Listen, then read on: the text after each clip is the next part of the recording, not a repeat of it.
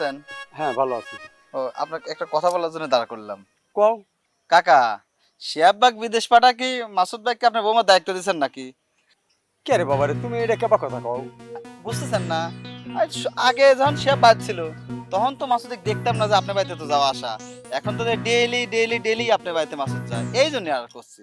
ও শোনো বাবা, ওই যে বৌমা হয়তো লজ্জা শরমে শ্বশুরের কাছে কবের পারে না, ওই টাকি টুকি জিনিস আনা লাগে, তাই ওদের মাসুদেক দিয়ে আনায়, আর শিয়া মাসুদেক কয়ে গেছে কিছু লাগলে পরে কিনে দিস। আসলে তালা মোড়ের পর আমি থাকি, দোকানদারি করি, আমার দোকান থেকে টুকটাক জিনিসপাতি নিয়ে যায়। খালি মাসুদ জিজ্ঞাসা করে কে রে কোনে নিয়ে যাচ্ছিস, ওই কয় বন্ধুর বউর কাছে নিয়ে যাচ্ছে। আসলে একটু আপনি একটু নজর দিন, আমার মনে হচ্ছে কি অনেক একটু কেমন যেন লাগতেছে, একটু সন্দেহজনক, আপনি একটু লক্ষ্য রাখেন।